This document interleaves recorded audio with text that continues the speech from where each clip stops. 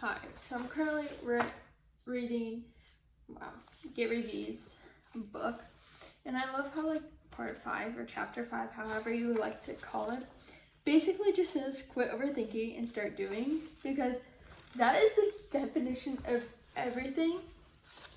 I guess not initially everything, but if you want to get something done, you just gotta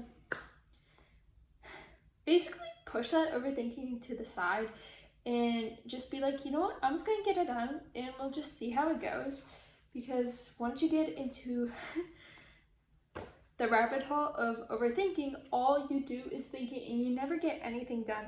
And I feel like that's the disaster that a lot of people do, including myself at points, like in moments, but I'm working on not to just think about it, because you could think of something so much and it just stays in your mind and never turns into reality. Like there's so many, for example, so many livid book scenes that I basically create in my mind, but because I'm not getting it on paper, well, they just stay in my mind and that's forever their home until I finally make the decision to do something. Like I've had this book for probably 2 months now.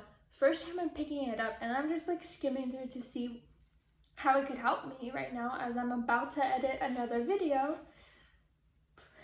Like as I'm making another video and as I heard a sound from my bathroom, so that was a little bit sketchy.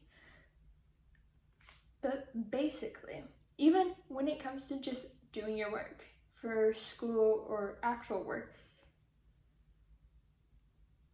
the amount of students, especially college students, that overthink their assignments or overthink something and they spend so much time just thinking about it instead of, hey, go to the library. Or even when they're at the library and they're just not doing the work because all they're doing is thinking, or they're pushing aside, even though they made the step to go to the library, like great, good, but you actually have to get the work done.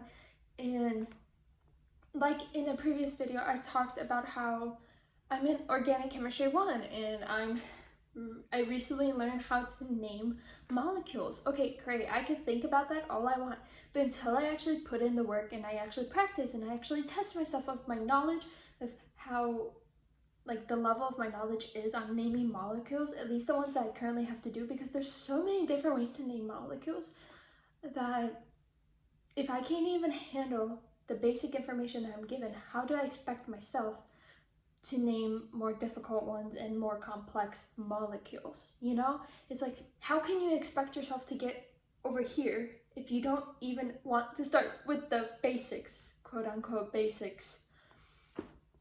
And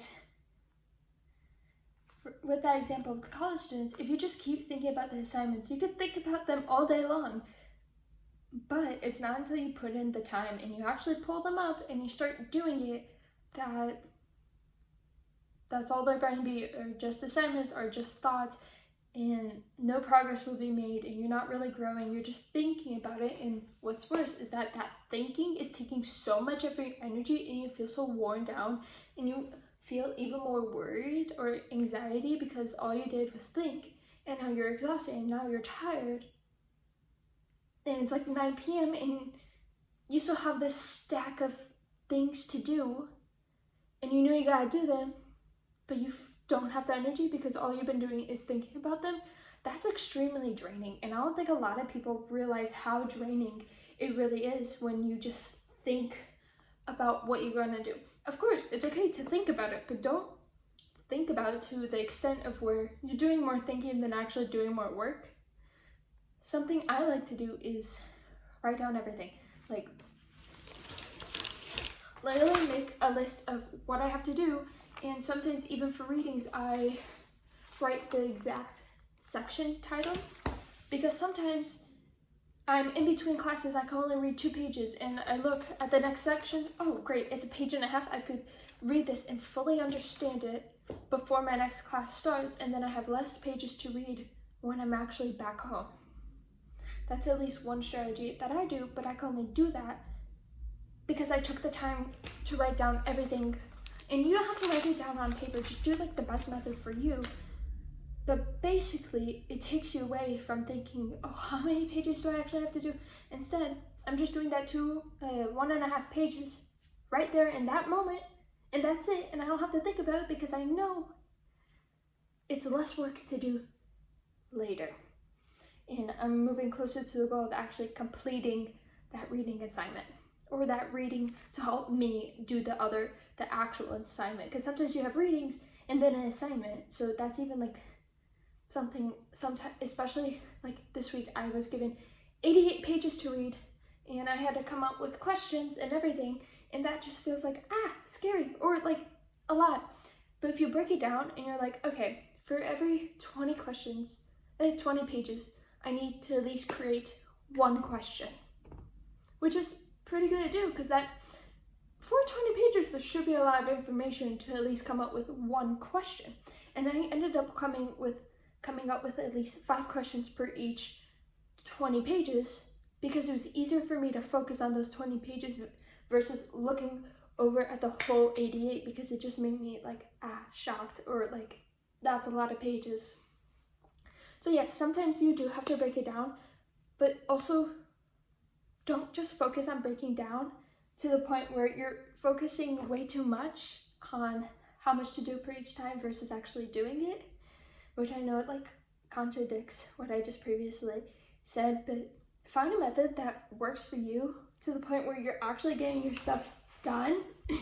As I lose my voice a little bit, because once you find that method, that's how quick you'll be doing your work, and you'll just be like, wow, my free time like got a lot larger, because a lot of that time you were spending was just thinking about the actual assignment instead of actually doing it. So bottom line of the story is, put everything down, grab everything you need for that assignment, and just start and see how far you can get. The reason why I don't say complete the assignment is because sometimes you just can't complete an assignment in one sitting, and that's okay. Sometimes you could, and that's great. But as long as you touch the assignment and you work on it and you do something towards that assignment, you're getting somewhere versus just thinking about it. So yeah, that's my little video today. And with that being said, as I put this book down, be sure to subscribe to The Life of Olivia Ritt, which is down here, which is also the channel you're watching this video on. And by doing so, you're just supporting that. You're supporting the channel and saying that you want more videos similar to this one or similar to my other videos that you see. And it's basically either thoughts that I have, which is basically everything because I'm talking across all the videos, and snippets of my life in those exact moments. So yeah. Thanks for joining me here today, and we'll see you in another one. Bye, y'all.